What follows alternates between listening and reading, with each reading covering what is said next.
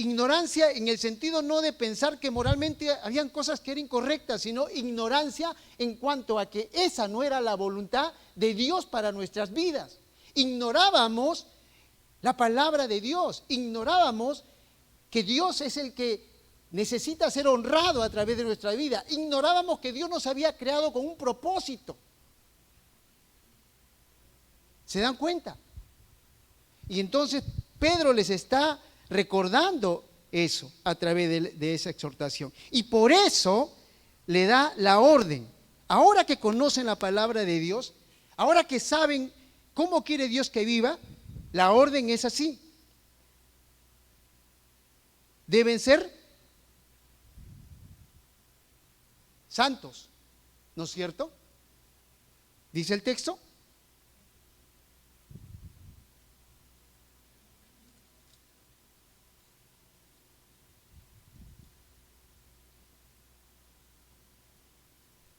Sino así como aquel que os llamó es santo, sed también vosotros santos en toda vuestra manera de vivir. Un cinquito, por favor.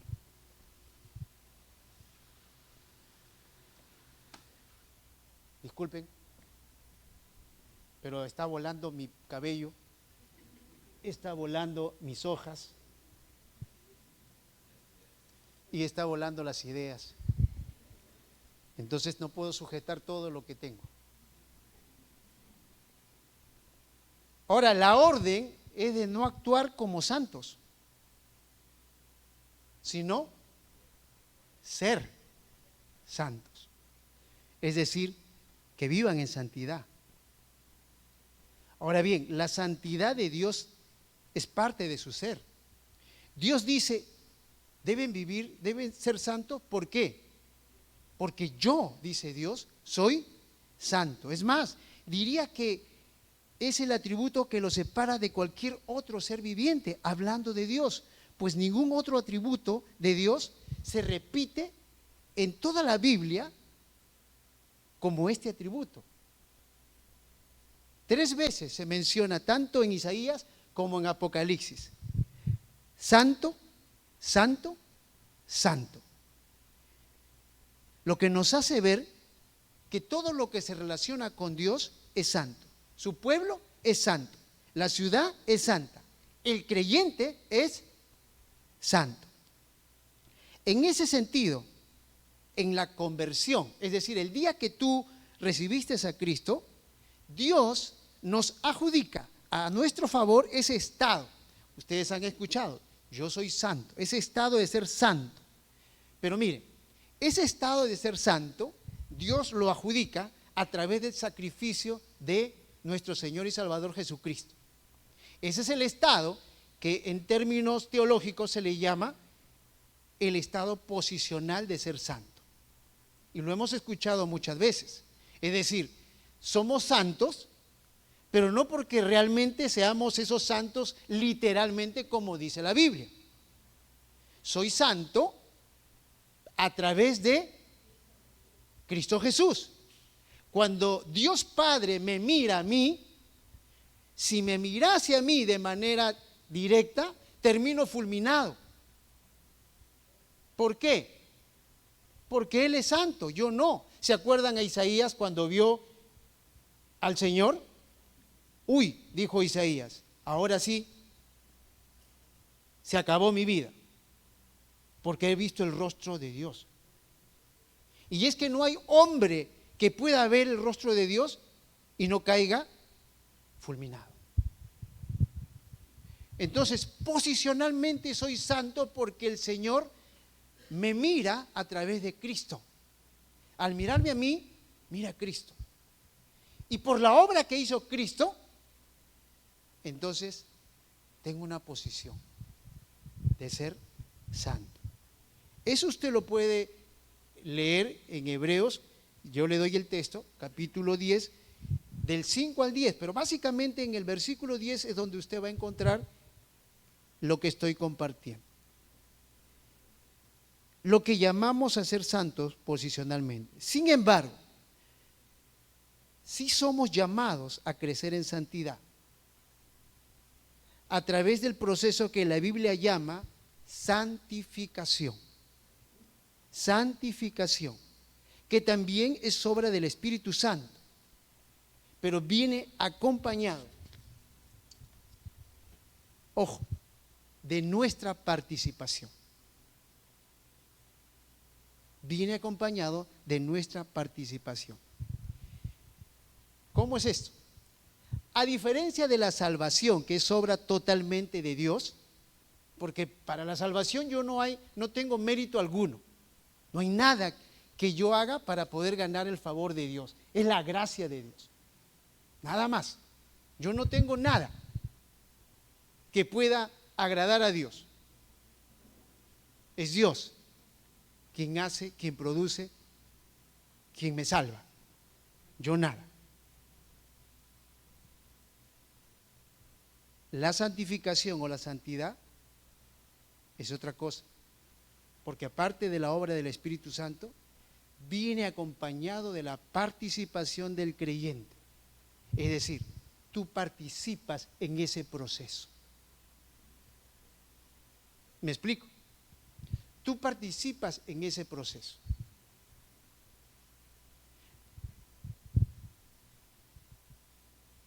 Voy a explicarlo para que usted diga, ¿cómo participo en ese proceso? ¿Cómo?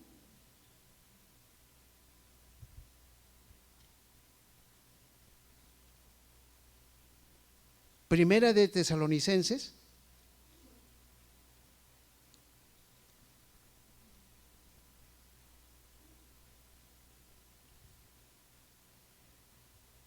capítulo 4, verso 2. Ya sabéis, dice, las instrucciones que os dimos por el Señor Jesús. La voluntad de Dios es vuestra santificación. O sea, Dios quiere nuestra santificación, que seamos santos.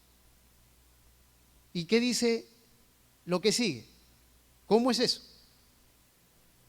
Que os apartéis ¿de qué? De fornicación. Que cada uno de vosotros sepa tener su propia esposa. Y uno sigue leyendo. ¿Se da cuenta? Entonces la voluntad de Dios es tu santificación, mi santificación. Entonces, ¿cómo hago? Apártate de todas aquellas cosas que desagradan a Dios. Señor, pero tú ¿por qué no me sacas? Tú apártate. Tú apártate. Sal de todas esas cosas que ofenden a Dios.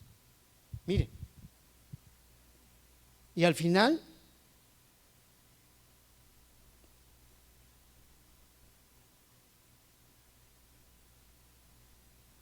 dice así, verso 7. Dios no nos ha llamado a inmundicia, sino a santificación. Así que el que desecha esto, no desecha a hombre, sino a Dios, que también nos dio su Espíritu Santo. Entonces hay una participación nuestra en este proceso de una vida de santidad. No es, Dios, tú tienes que hacerlo todo. En ese proceso estamos involucrados nosotros. Charles Spurgeon decía, esté consciente de usted mismo, más que de cualquier otra persona. Llevamos el peor enemigo dentro de nosotros. Muchas personas hoy en día viven atribuyendo sus tropiezos o pecados a Satanás. ¿Quién tiene la culpa? El diablo. Él me puso a esa mujer en el camino. Él me puso a ese hombre en el camino. Él puso el dinero cerca a mis ojos. Él me incitó a mentir.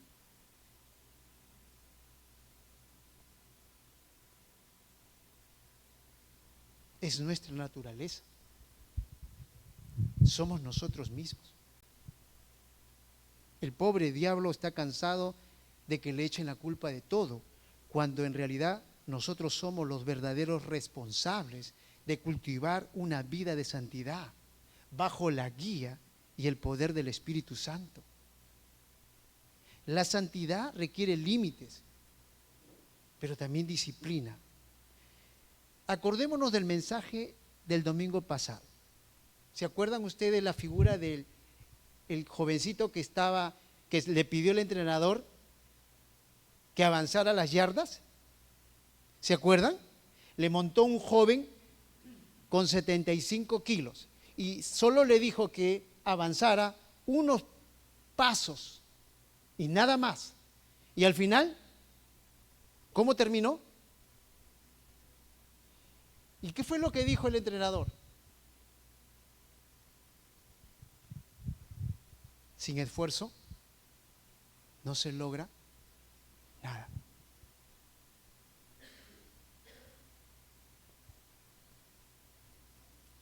Sin esfuerzo no se obtiene nada de calidad.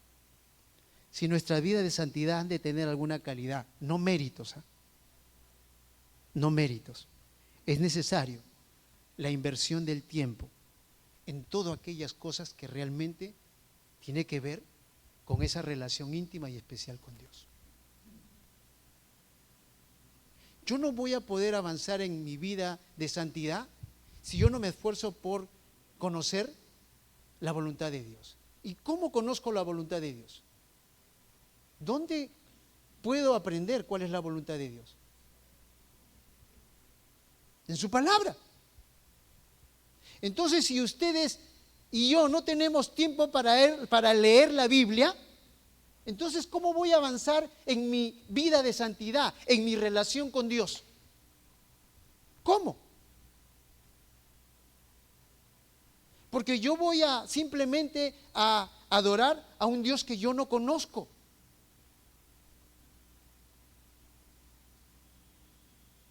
Y este es el tema. Es imposible que yo pueda agradar a Dios si realmente yo no conozco su voluntad, si no me doy el tiempo para poder leer su palabra, si no me esfuerzo por buscar momentos con Él. Es imposible. Porque eso es como vivir con una persona que de pronto te gustó, te enamoraste y te casaste, pero no la conoces. Y si no te das el tiempo para conocerla, solo vas a hablar de algo superficial, que fue lo que te agradó. Pero tú tienes que tener una intimidad que va más allá de lo carnal, va a mirar el corazón, a conocer lo que piensa, lo que cree, lo que le agrada y lo que no le agrada. Tenemos que esforzarnos. Igual sucede con los tiempos de oración. ¿Cuánto tiempo invertimos hablando con Dios? ¿Cuánto tiempo invertimos derramando nuestro corazón delante de Dios? Y no estoy hablando de venir un miércoles. No, yo no estoy hablando de eso. Yo estoy hablando de la disciplina que tú tienes en tu relación con Dios. Porque tampoco estoy hablando de que, el pastor de repente está diciendo porque el domingo yo no vine. No estamos hablando de eso. Estamos hablando de tu relación con Dios, de ese día a día en la que tú realmente entras a escudriñar o a conocer su palabra. No dice Jesús, escudriñar las escrituras porque ellas dan testimonio de mí. ¿Cómo puedo decir que conozco a Cristo si yo no invierto el tiempo para poder acercarme a Él? Eso es a lo que me refiero. Sin esfuerzo no se obtiene nada de calidad. Nada. Es difícil. Si no hay un conocimiento de la palabra de Dios, mira, todo lo que tú puedas hacer para Dios, lo vas a hacer sin sentido, sin gozo. Porque para ti eso ya no va a tener sentido, es más, ni siquiera va a tener prioridad. Y eso es algo que tú tienes que considerarlo. Y no estoy hablando de activismo, porque activismo es una cosa. activismo que tú puedas estar en todos los lugares y solamente se te ve, pero eso no se refleja en tu vida, en lo que tú muestras como creyente. Al hablar de disciplina me refiero a tener una vida organizada, que tiene prioridades, orden, y en especial tiene a Dios en el centro de nuestra vida. Por lo dicho, no debemos conformarnos solo con la posición de ser santos por la obra de Jesucristo. Eso es fácil. Yo soy santo por lo que Cristo ya hizo. Qué bueno.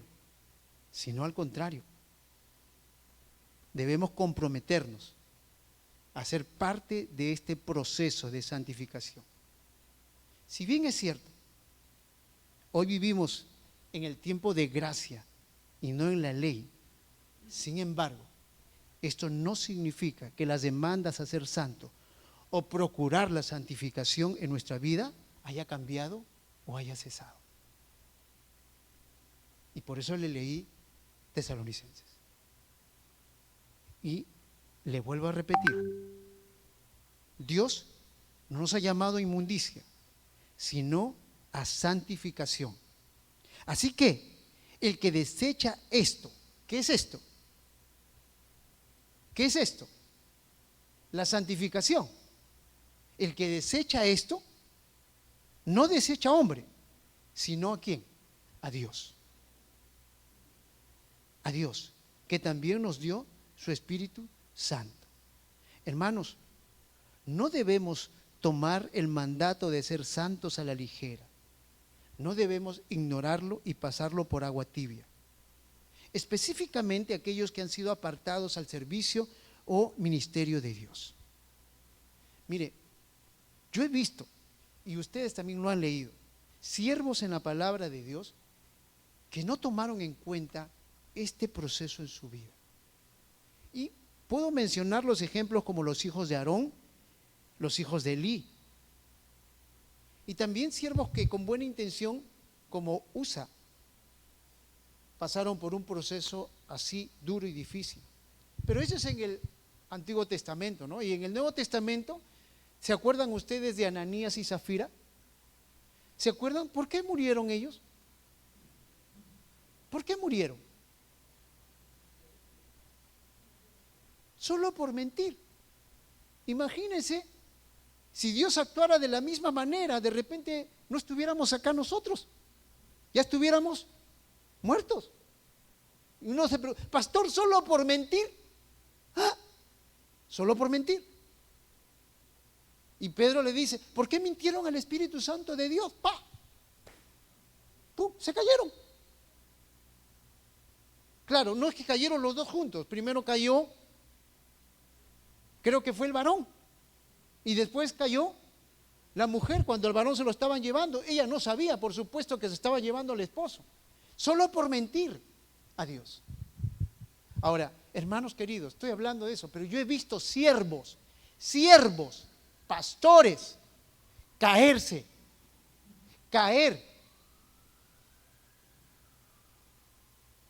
Y uno se pregunta, pero pastor, ¿cómo usted cayó? ¿Cómo usted cayó tan bajo?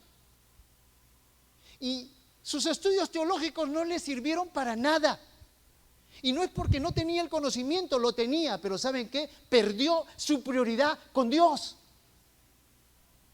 Esto no es un tema solo para ustedes, hermanos queridos, es un tema para quien les está hablando. ¿Saben por qué? Porque nosotros no estamos exentos de caer y tampoco estamos exentos de pensar que ya lo sabemos todo, ¿no? Porque ese es el otro problema. Como uno estudia, como uno se prepara, porque para esto uno estudia 4 o 5 años. Entonces uno se puede convertir en un profesional. Y de pronto resulta fácil salir, bueno, yo puedo hacer esto y conversar, y bueno, puedo hablar porque puedo estudiar hasta oratoria y tengo la facilidad de seguir hablando y hablando y hablando. Pero ese no es el punto. Es que yo también necesito, al igual que ustedes, pasar estos momentos con Dios, donde Él me habla,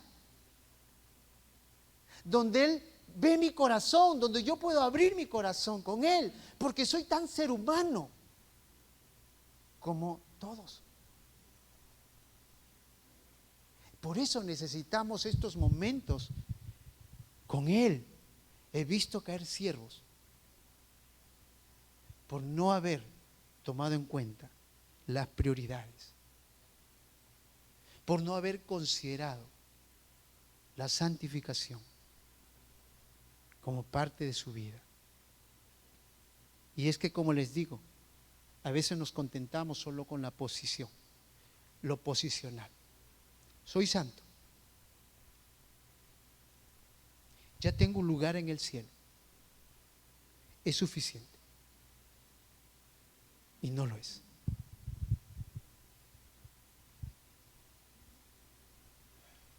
Repito, vivimos en el tiempo de la gracia y no en la ley. Pero estos ejemplos puestos son también para nosotros, para tener cuidado y para aplicar la santificación en nuestras vidas, a fin de reflejar la santidad de Dios en toda nuestra manera de vivir. Y fíjense, el Señor le está diciendo a ellos, ser santo como yo soy santo en toda vuestra manera de vivir.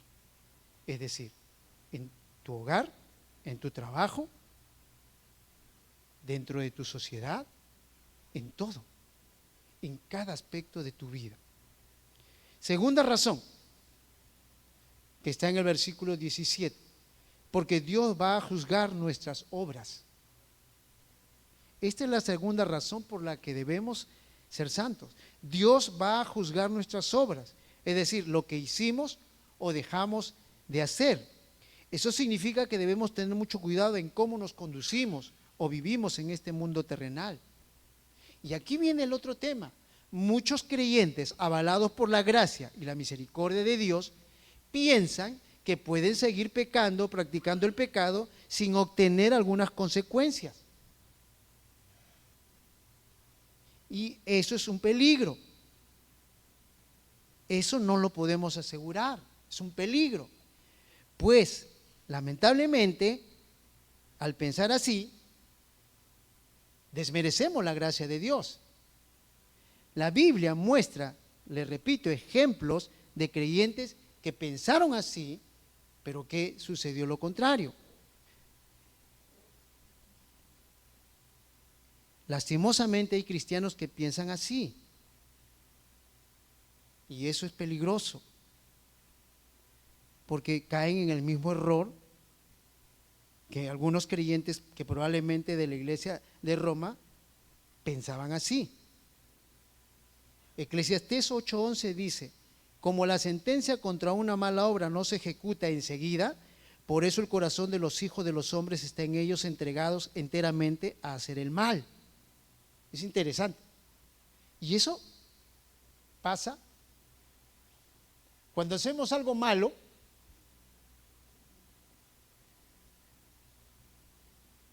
De repente la primera vez nos sale bien. Nadie se dio cuenta. Todo lo hicimos excelente.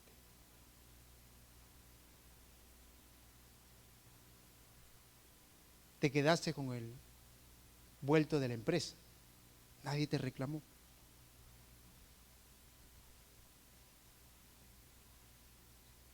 Hiciste algo a escondidas que sabes que es incorrecto. Nadie te dijo nada. Todo, como dicen, chitón. Si te resultó la primera, en algún momento vas a intentar la segunda, porque nadie se dio cuenta. Y si la segunda lo haces, va a venir la tercera, porque como dice el dicho, no hay primera sin segunda, pero tampoco vas a dejar la tercera, va a venir. Por eso el autor de Eclesiastés dice eso. Como la sentencia contra una mala obra no se ejecuta enseguida, Por eso el corazón de los hijos de los hombres está en ellos entregados enteramente a hacer el mal. Generalmente las personas naturales, y así también algunos creyentes, piensan que Dios no castiga algún acto de pecado y que nunca lo hará. ¿Por qué? Porque Él es amor. Él es amor. Y Dios es paciente. Eso es verdad. Eso no es mentira. Dios es amor y Dios es paciente. Claro que sí. Pero no significa que está pasando por alto lo que tú estás haciendo. No significa que se ha tapado los ojos o se ha convertido en cómplice de algo incorrecto que tú estás haciendo. No. El creyente olvida que la Biblia nos advierte que no debemos pasar por alto el juicio de Dios. Es más, cuando usted va a Hebreos capítulo 10 dice, advertencia contra aquellos que pecan de manera deliberada. Y es que uno dirá, pero acá no ha pasado nada. Sí, es verdad. Probablemente no. Pero tengo que decirte que como creyente, nosotros vamos a pasar por un tribunal. Y eso dice en 2 Corintios 5:10. Léalo. Léalo, por favor. En 2 Corintios 5:10. Miren lo que dice.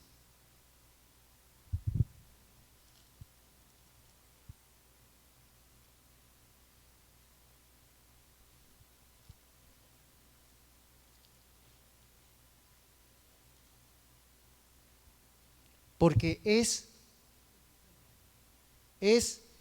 necesario que todos nosotros, subraya esa palabra, es necesario que todos nosotros comparezcamos ante el tribunal de Cristo. Ahí me presento, ¿no es cierto? ¿Para qué? ¿Para qué voy a presentarme ante el tribunal de Cristo? Porque dice que es necesario, o sea, no lo vas a eludir, no lo vas a evitar, es necesario. ¿Para qué? Para que cada uno reciba según lo que haya hecho mientras estaba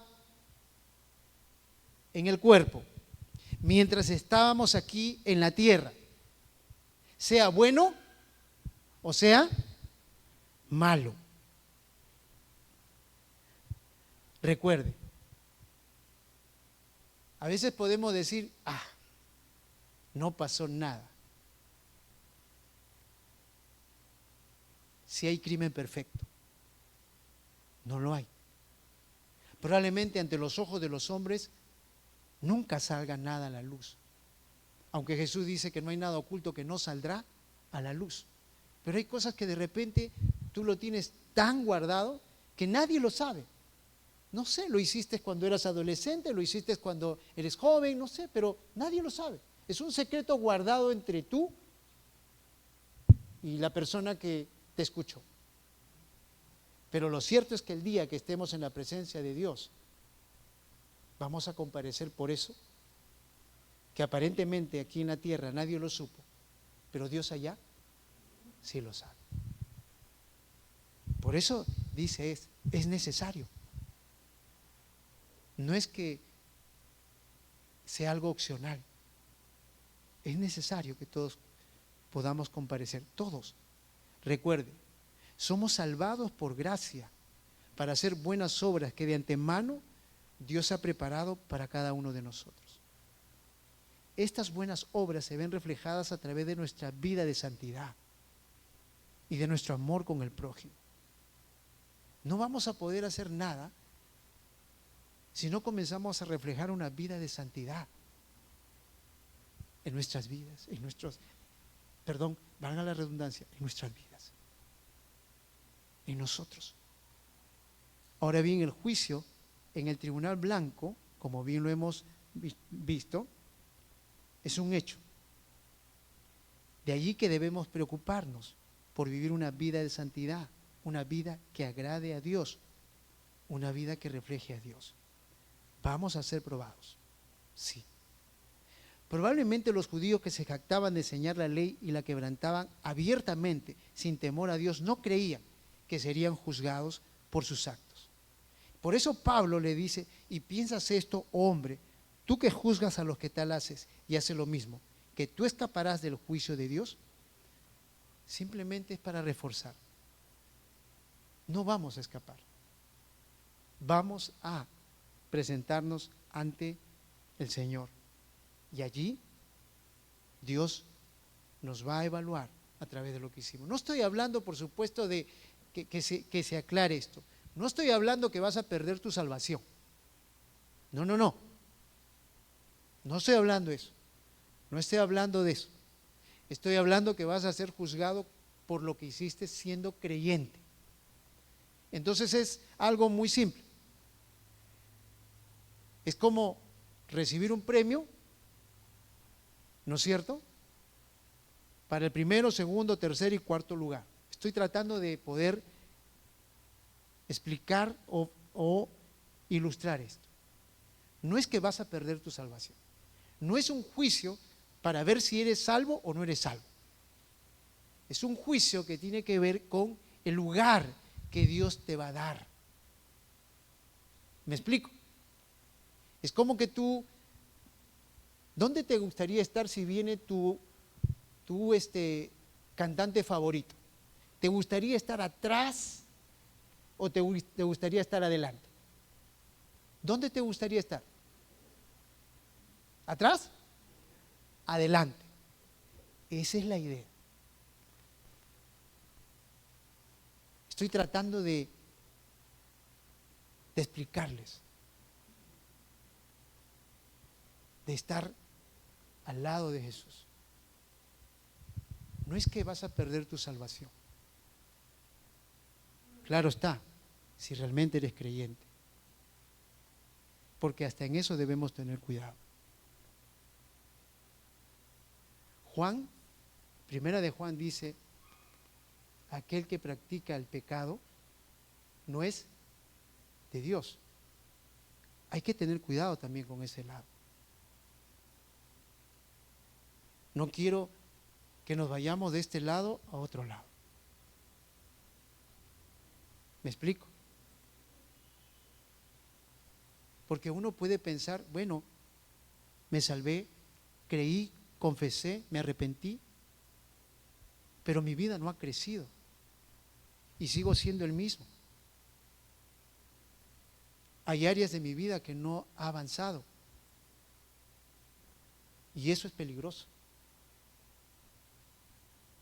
porque probablemente hayas conocido a un Dios de oídas, pero no tienes una relación con Dios. La vida del creyente tiene que avanzar. Yo tengo más de 30 años como creyente y he avanzado.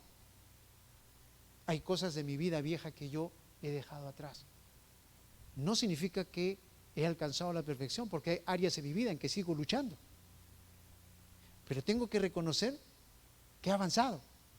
Y ustedes probablemente cuando hagan una introspección van a darse cuenta que hay áreas en su vida que antes era un problema. Hoy no lo es. ¿Qué pasó? ¿Demoró el cambio? No. Usted avanzó. ¿Cómo avanzó? Porque entendió. Porque en su relación con Dios entendió que esto que hacía realmente era algo desagradable a Dios. Y lo dejó. Porque Dios, a través del Espíritu Santo y su palabra, le hizo ver que eso no era algo que le agradaba. Entonces usted va avanzando. Y no es que aquí en la tierra va a haber una perfección, porque eso es imposible. Vamos a seguir luchando, pero vamos a seguir avanzando en este proceso que se llama la santificación. Entonces, cada día vamos creciendo en nuestra relación con Dios. Por eso no debemos caer en este mal error, en este error de malinterpretar y abusar de la gracia de Dios, como lo hacían los romanos. ¿Qué diremos? ¿seguiremos pecando para que la gracia de Dios sobreabunde? En ninguna manera. Para nada. Y la tercera razón es porque nuestra redención costó la sangre preciosa de Cristo. Entonces, la primera razón es porque Dios es santo. La segunda es porque voy a ser juzgado por mis obras. Y la tercera es porque nuestra redención costó la sangre preciosa de Cristo. Vea el versículo 18 de Pedro.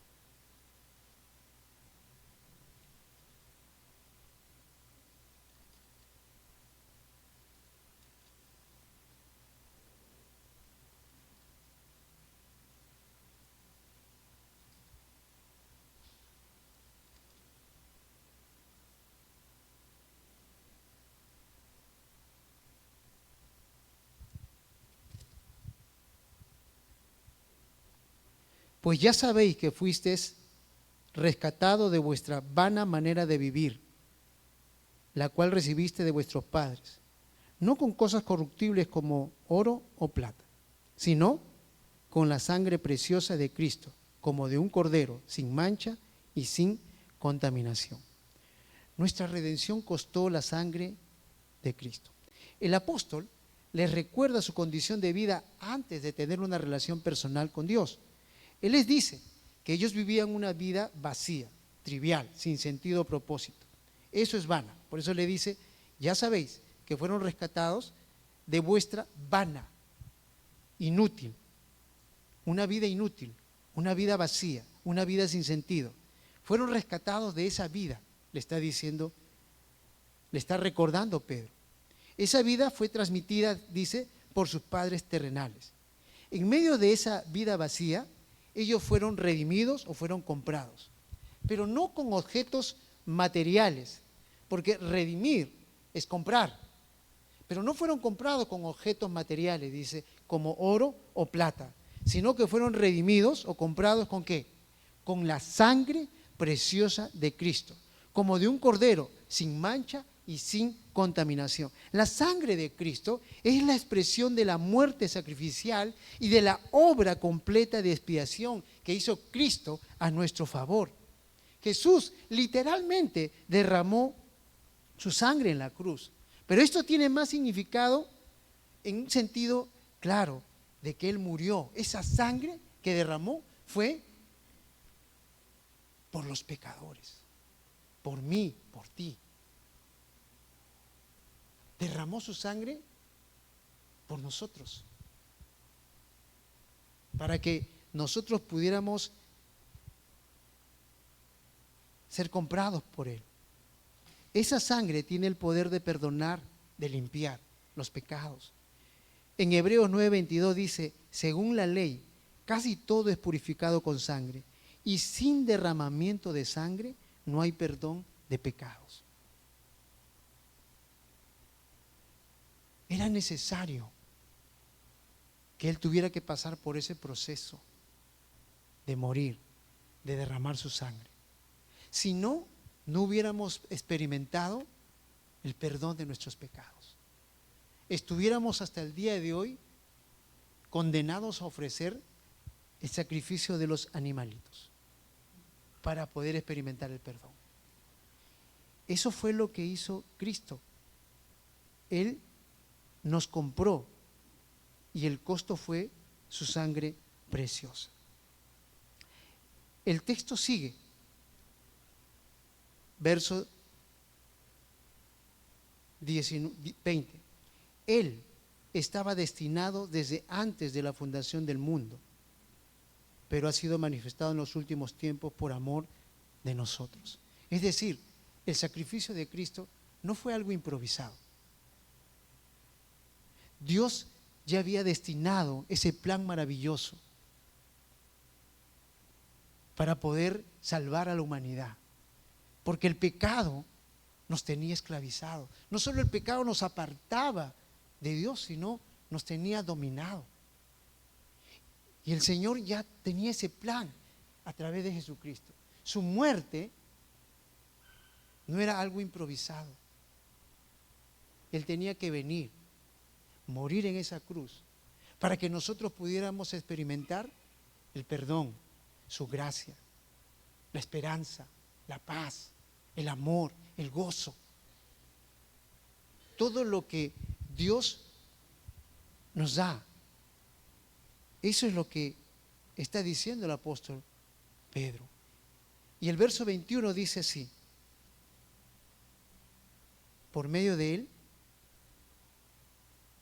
creéis en Dios, quien lo resucitó de los muertos y le ha dado gloria, para que vuestra fe y esperanza sean en Dios. Por medio de Jesucristo nosotros experimentamos el amor, el perdón y todo lo dicho, la paz, la esperanza en Dios. Por medio de Jesucristo. Esto tiene que llevarnos a valorar ese sacrificio y agradecer a Dios. ¿Por qué? Porque podemos acercarnos en todo tiempo y experimentar de Él el perdón. Porque su sacrificio fue único y no hay más sacrificio. Es lo que Pedro está diciendo. Eso debe llevarnos también a esforzarnos en buscar la santidad a través de la santificación. Porque Dios ha separado, apartado de manera particular a cada uno de sus hijos para que sean sus siervos. Hebreos 12:14 dice: seguid la paz con todos y la santidad, sin la cual nadie verá a Dios. Una advertencia muy clara que la santidad es esencial en la vida del creyente. Y es lo que nosotros tenemos que seguir. Es lo que nos toca en este proceso mientras estemos aquí en esta tierra. Son 3 razones que debemos considerar por el cual Dios nos llama a vivir una vida de santidad. Porque Él es santo. Primera razón. Porque vamos a ser juzgados por nuestras obras. Y tercero, porque costó la redención, nos redimió con la sangre de nuestro Señor Jesucristo.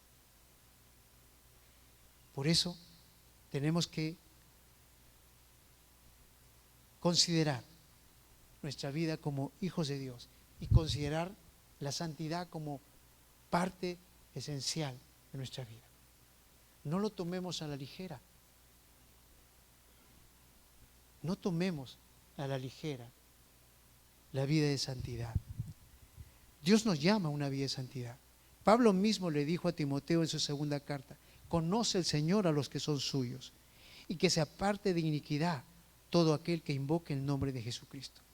Y dice algo: en una casa grande hay no solo utensilios de oro y plata, sino también de madera y de barro. Y uno es para uso honroso y otros para usos comunes.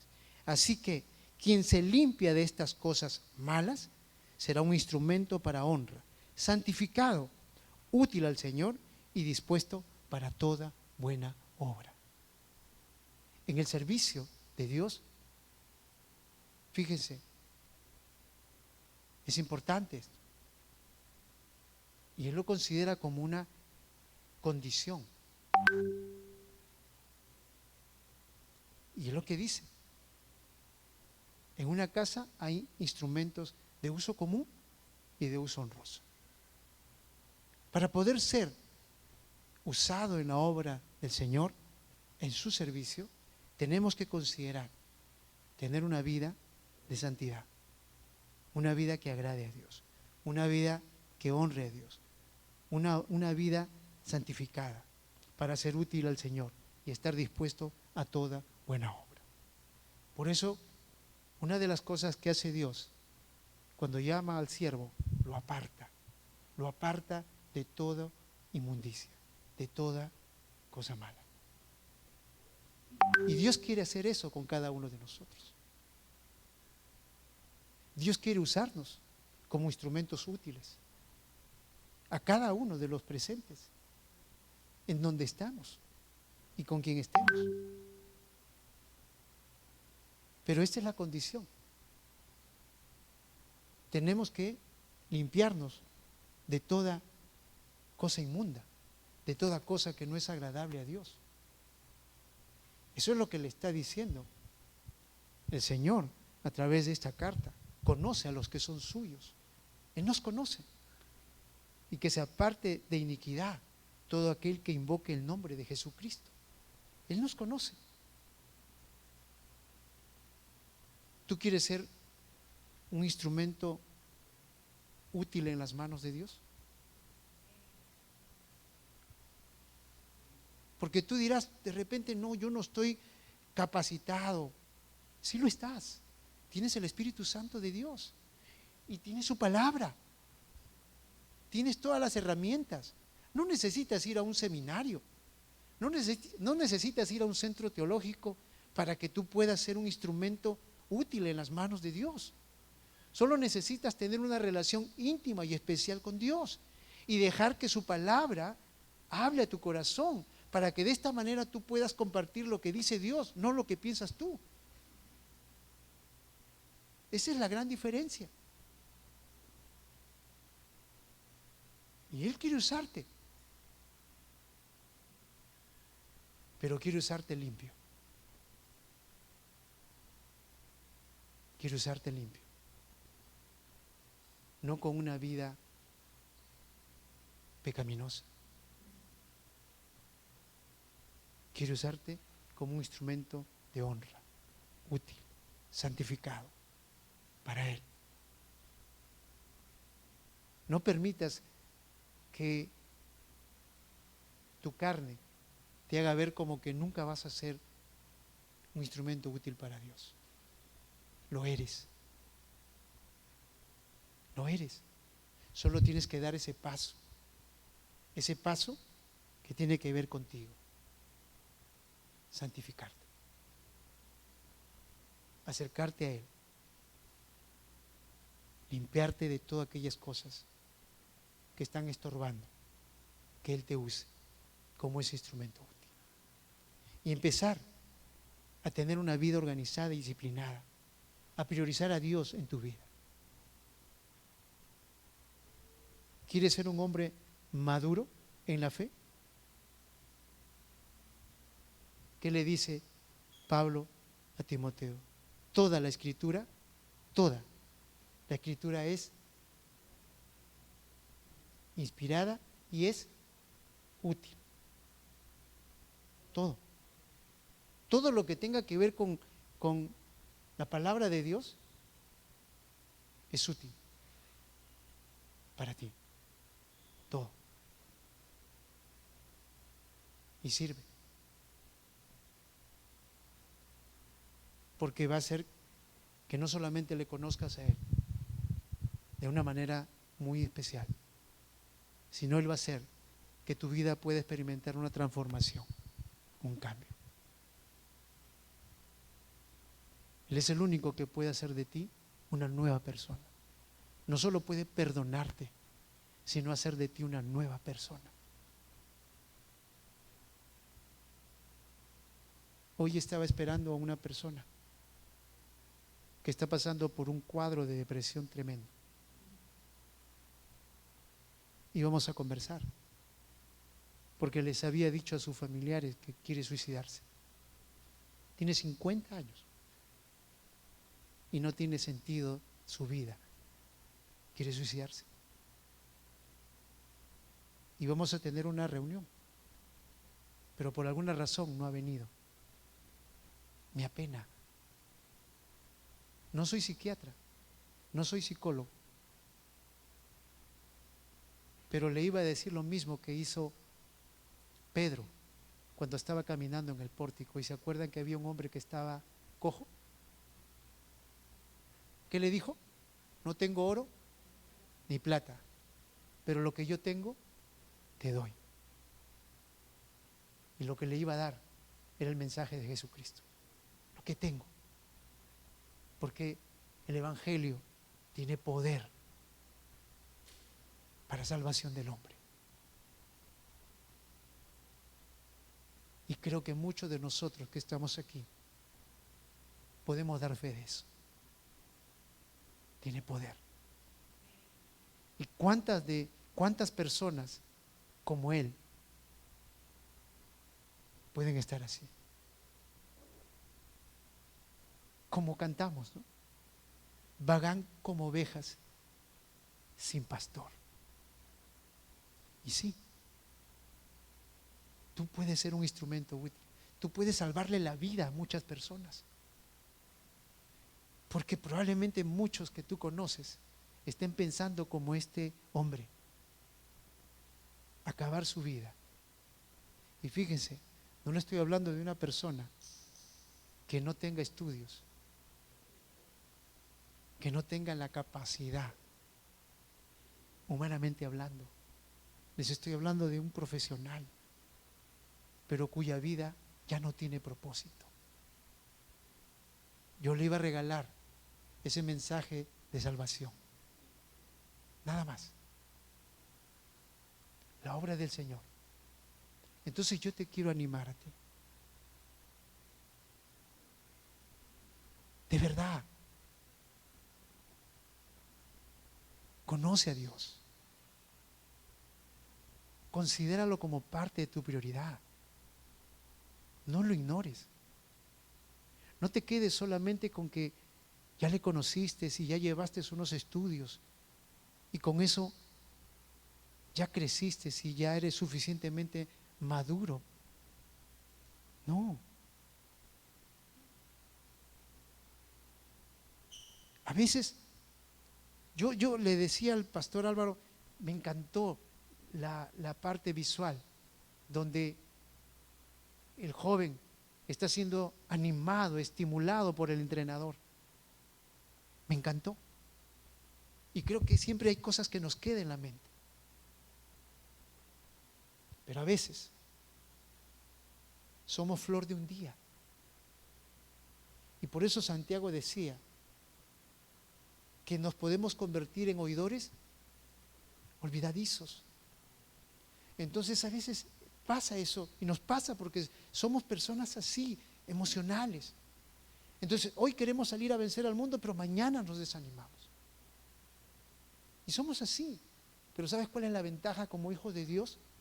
Tú tienes el Espíritu Santo, tú tienes la palabra, tú tienes hermanos en la fe que pueden orar por ti, tú tienes hermanos en la fe que pueden animarte. Tenemos una gran ventaja, aun cuando estemos luchando, porque la verdad es que vivir una vida de santidad no es fácil, es una lucha. Pero yo quiero en esta mañana animarte a no dejarte vencer, a hacer lo primero que debes hacer, responsable contigo mismo, y acercarte a Dios y decir, esto no es un tema del diablo, es un tema mío. Yo tengo que vencer esto en mi vida. Yo tengo que aprender a tener prioridades en mi vida. Es un tema tuyo con Dios. Pero recuerda, no estás solo. Él está contigo.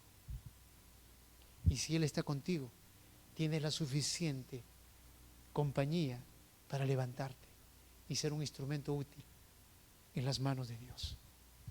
¿Cuántas personas van a agradecerle a Dios que tú le hayas hablado de ese Dios de amor, de ese Dios de gracia? Yo te invito en esta mañana a acercarte a Él. Ahí donde estás, habla con Él y dile, Señor, yo quiero ser un instrumento útil en tus manos. Yo quiero de verdad ser de bendición donde tú me pongas. Y no te hablo donde tú me pongas, pastor, está hablando de cantar, está hablando de dar un estudio. No. Yo te hablo donde Dios te ha puesto. Allí en tu trabajo. Allí en tu ciudad. Te ha puesto para hacer luz. Te ha puesto para hacer sal. Y Él quiere hacer de ti un instrumento de bendición. Te invito a orar. Señor,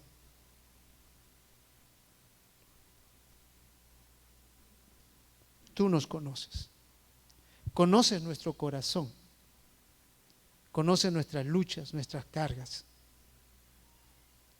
No hay nada que nosotros no podamos, Señor, o que podamos esconder delante de ti. Tú lo sabes todo. Quiero pedirte en esta mañana que tu Espíritu Santo, Señor, pueda tratar con nuestro corazón, allí donde estamos, y nos mueva a despertarnos para que podamos caminar, para que podamos avanzar en este proceso de nuestra vida como creyentes. Él quiere hacer de cada uno un instrumento útil. Entonces nosotros queremos dar ese paso de fe, de despojarnos de aquellas cosas, Señor, que se han convertido en una carga en nuestras vidas y que no nos permiten vivir de victoria en victoria. Aquí estamos, tus hijos, aquellos que un día creímos en ti, diciéndote que tú nos ayudes a crecer en nuestra vida de santidad, a dar un paso más, comprometidos contigo, porque tú eres nuestro Dios y nuestro Padre. Gracias, Señor, por hablar a mi vida, por hacerme ver que sin ti no soy nada. Te ruego que tú puedas despertarnos como congregación.